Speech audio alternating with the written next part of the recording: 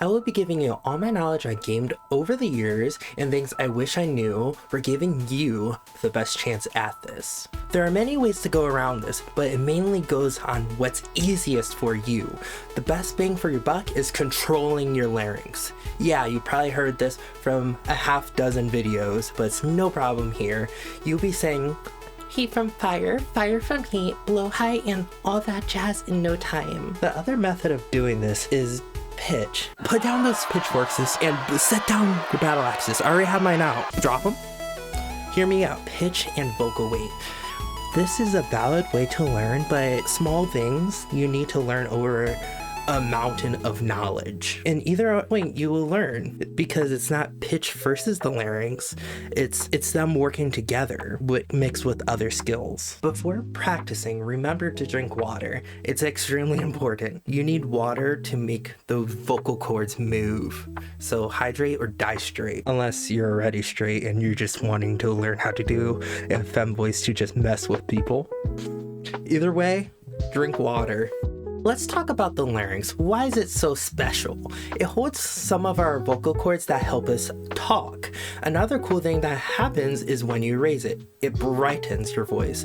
And when you lower it, it sounds deeper. This is because the larynx shapes out the vocal tract too. This is important because the smaller the area where air goes through, the higher the voice will be. To explain this more, think of a slide whistle. The lower you bring it, the deeper it sounds. Just look at this.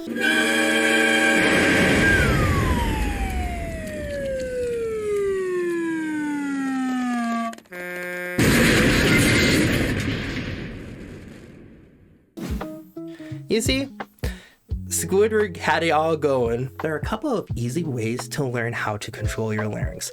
One of them is doing a Kermit voice. It doesn't have to sound exactly like Kermit, but what's important is the idea of it. When you do the voice, you naturally bring up your larynx. To me, this isn't my favorite method, but it can work. Another way you can do this is swallowing. Yes, swallowing.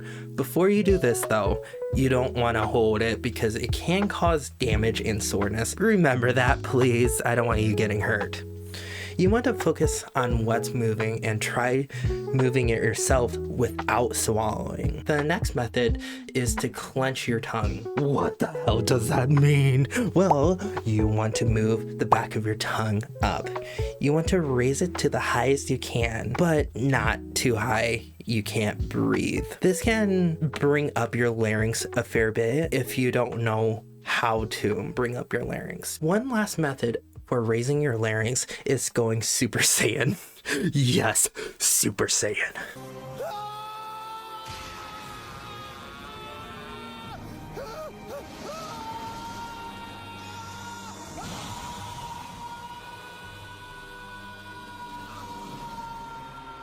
This is my favorite one. What you do is a whisper scream, and it makes your larynx shoot up. This is an easy way to see what's bringing it up and doing it without the scream. Over time, you'll understand it. This is my favorite method because of that. You may look ridiculous doing this, so please do it in a private area or you're gonna just be stared at. Just this crazy chick. Stay away from me. Stay away from me. Yeah. You don't want that happening. The thing to remember is it takes time. Rome was not built in a day. Not everyone can do it first try. It takes time to feel it out and to master it. That's what makes your voice beautiful at the end. For example, if you ever watch Surf's Up, Cody took a long time working on his surfboard. At first, he chipped away at it way too fast, and it ending up to be too rough. But when he took time on it, it was smooth enough to ride on the waves. It's the same thing for your voice.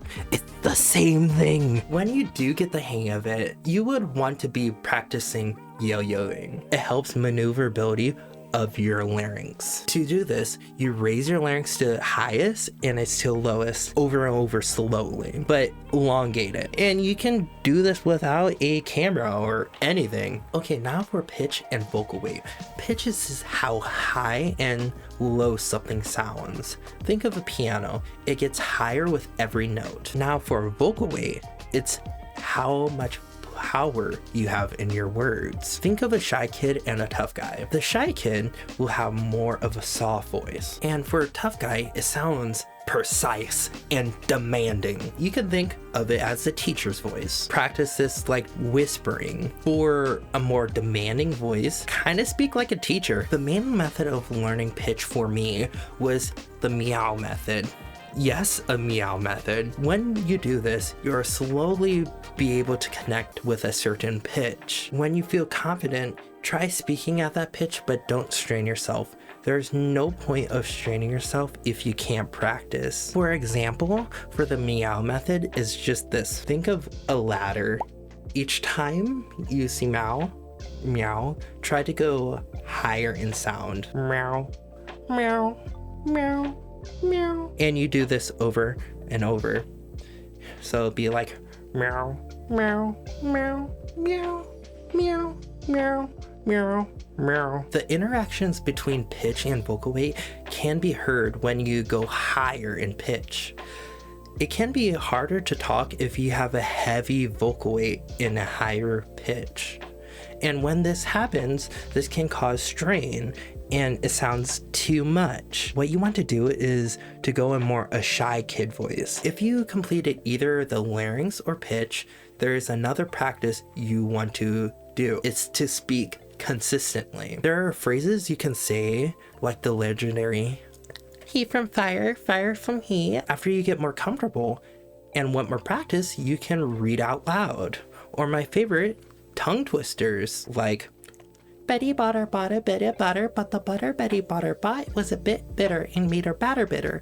A bit of better butter makes a better batter, so Betty bought a bit of better butter, making Betty Botter's bitter batter better. I put in the description. Tongue twisters can be very helpful for doing voices because it helps you put more pressure on one word at a time. I know a lot of you might have vocal dysphoria or hate seeing your face. I'm here to say it's optional, but I do encourage you to record yourself. It can speed up your journey by hearing your mistakes from your past. But if you don't want to hear yourself, there is another way.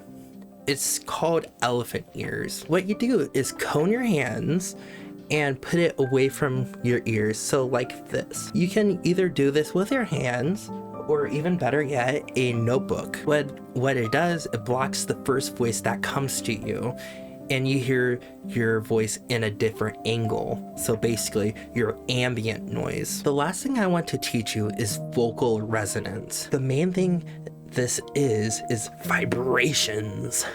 The main vibrations from your chest sound deeper, richer, while head sounds brighter. To practice head resonance, you want to make B noises like bzzz. You're probably wondering, is there a bug in my room? Yes, you feel vibrations on your teeth. That's the best way to learn head resonance. If you want an app I consistently use is VoiceTools because you can hear yourself. It doesn't save the recordings, but at times I don't recommend it to take it to heart because it can tell you what's more masculine and more feminine sounds. Even cis women came up 30 to 40% sounding masculine. So don't trust a robot. Even though the app has flaws, it has its uses still. If you still need help, comment, and if I'm streaming, pop up and ask. If you feel generous, please like and subscribe. Bye!